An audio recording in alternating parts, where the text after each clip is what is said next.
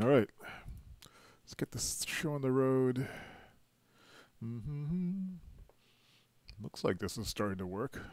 Waiting for it to start. Okay, looks like we're streaming. Hey, what's up? This is Dave. This is What's Up Dave, my twice a week stream. It used to be a daily stream. Twice a week stream for catching up with my friends on the internet. If you're watching this, maybe we're buddies. So, what's going on today? A few things on my mind. Since I did a giant blog post yesterday on my Groundhog Day Resolutions where I refactored all of my goals for the year, I'm going to do a pretty light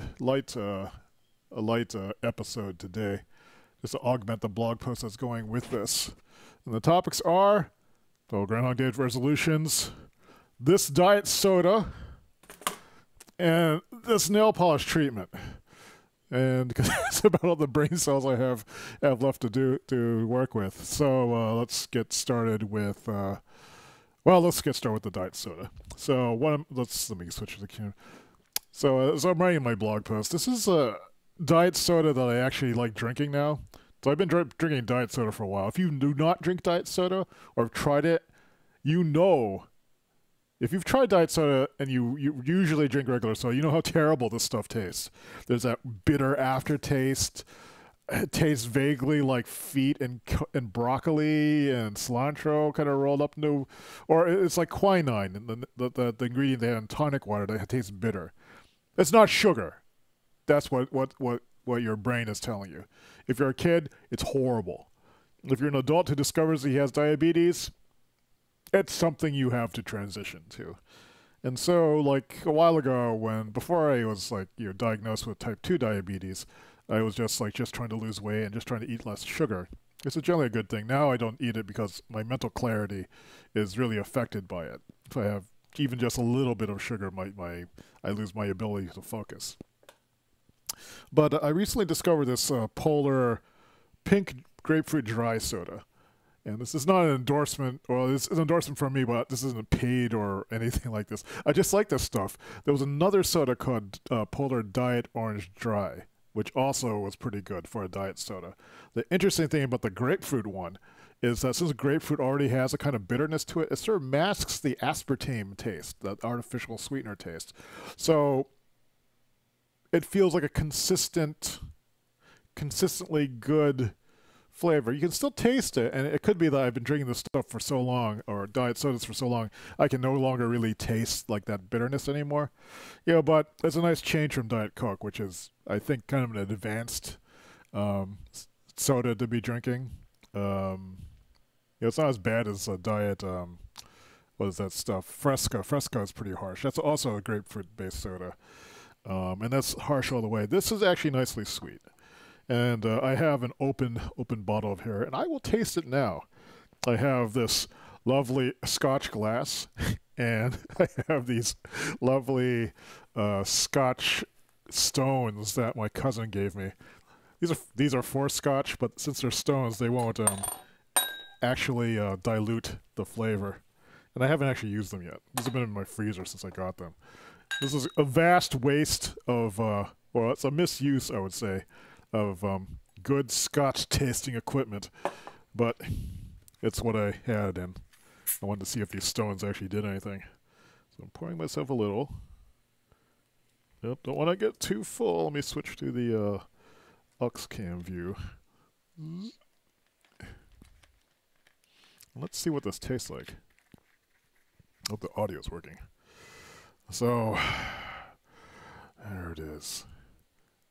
Cannot focusing because this camera sucks. And so it's kind of pinkish. It's translucent.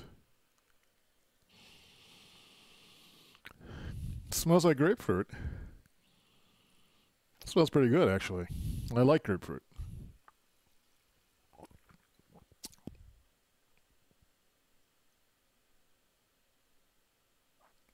I'm trying to taste to see if there's that aspartame taste.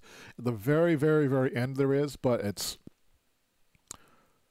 the grapefruit taste, which is that kind of acidic bitter taste, still does a really good job of masking it. The orange soda version of this, it tastes a little bit more sweet to me. And there's something about the kind of bitter balance of the grapefruit that works with the aspartame. So it's pretty good. It's probably why Fresca is a grapefruit soda. This is a less harsh version of it. I don't know if everyone can get Polar. I think this is a New England soda brand. Where is this bought? This is bought in Worcester, Massachusetts, where I went to school for undergrad. So good New England local soda. I don't know if it's distributed elsewhere. All right, so the next thing to talk about is the nail polish thing. And so for that, I will need to show photos. I took a few earlier on, so I can switch over here. So if you recall, a couple of days ago, like I had gotten put on this silver nail polish, which is it was to match these fountain pens. So you can see me holding the fountain pen there. So the idea is I'm walking around with this, and I can whip out the fountain pen, and you like, they match my nails, and like, oh my god. And it's silly, and it makes me laugh to do this.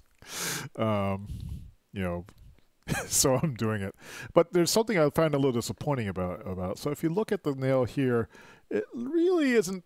I was kind of hoping for a chrome kind of liquid Terminator kind of look, but this has more kind of a streaky, shitty paint job of your 20-year-old car and you're in college look to it. It wasn't like the sophisticated sheen I had hoped for. And so I was kind of bummed out by this. And then I remembered I had a different nail polish that I got on the recommendation of my sister's friend Sarah Dyer. And this is from a company called Super Black Lacquers. It's like a little tiny boutique shop. And this is a top coat, which means it's kind of a shimmery, it's translucent. It goes over other nail polish. It goes on top. And so what this adds is kind of like a little shimmer to it. So I added it to this because with this stuff, since it's translucent, you need to actually either put it on top of something that's already opaque, or you need to put a whole bunch of coats on it. And the way I've been putting these nail polish layers on is been to put one on, let it dry as completely as possible, which takes like maybe 45 minutes before putting on another layer. If I glue on a really thick one, should I get a nice gloss to it, which might be wrong.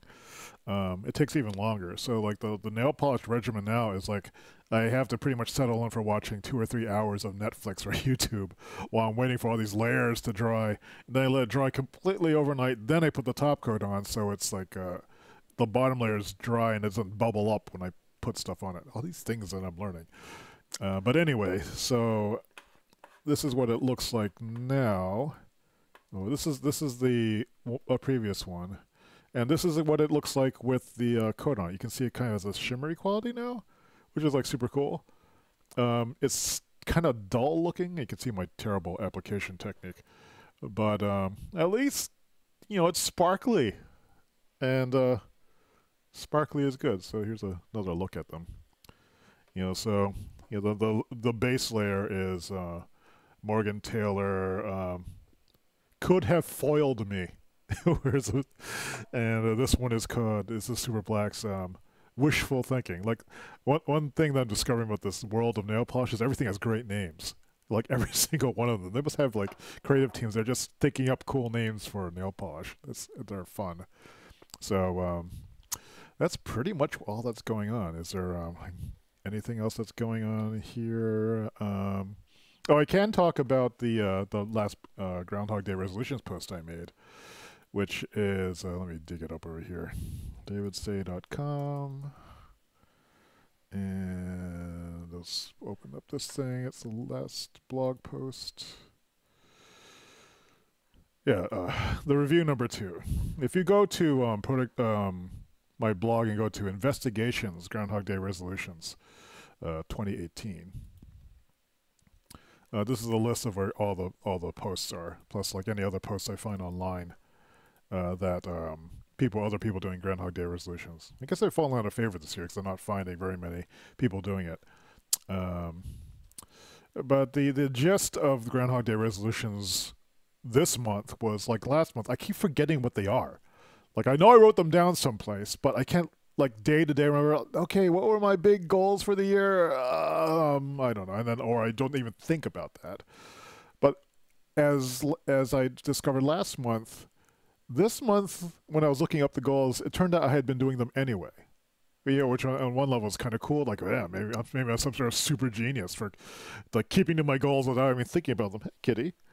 Um, but on the other hand, it also seems like maybe I'm just looking out or just really stupid. So I wanted to kind of rethink what I was doing with the goals. So long story short is I started with the goals, which were these ones are up here. Make a viable gathering style productivity system, mastering JavaScript, blah, blah, blah. And I refactored them into all the way down here. You can read the blog post itself to see.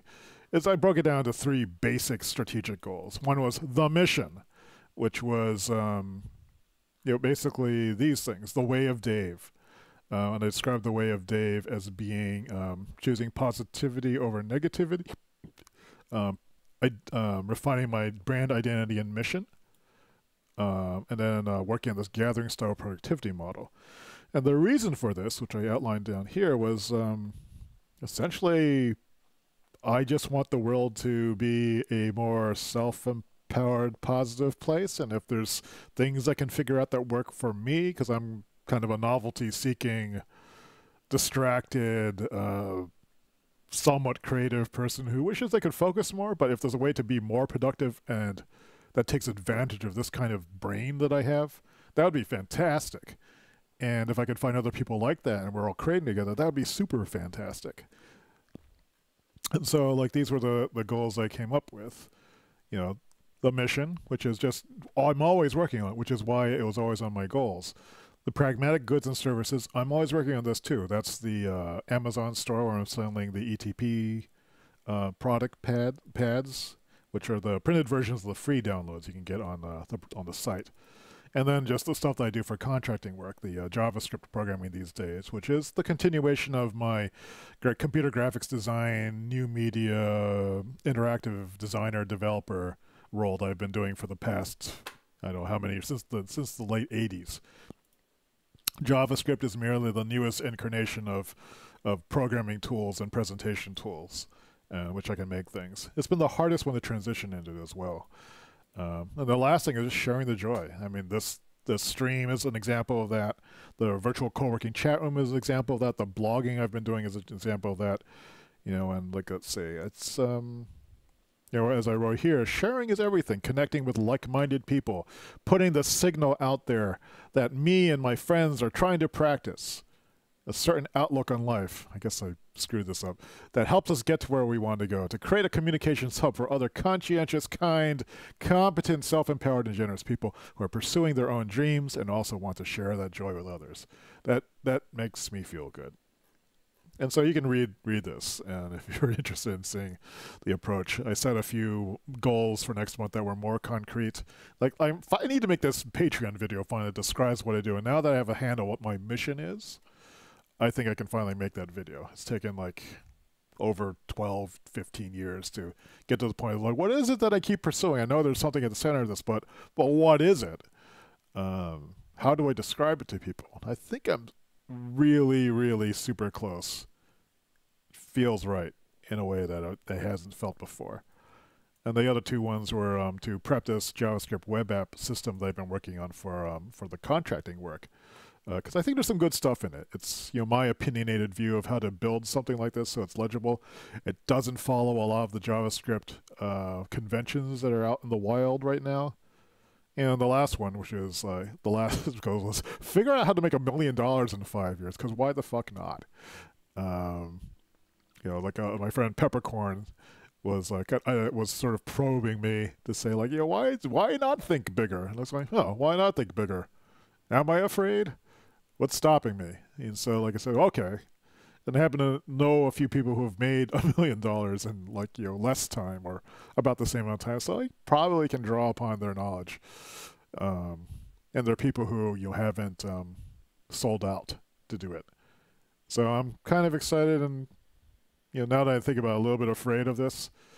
What if I don't measure up? What if I don't know what I'm doing? But as I wrote in the blog post, I have a process for dealing with that, and it doesn't all have to happen at once. And I also don't have to adhere to these slow step, boring procedural things all the time.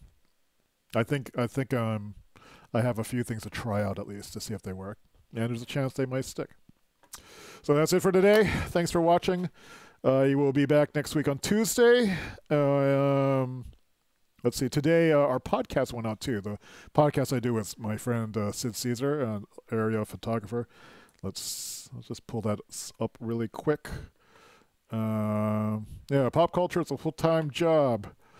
I was really happy with how this one came out. It's just us talking about movies and stuff. But I think we do a pretty good job of just kind of sharing the creative, inspirational vibe without being too preachy about it.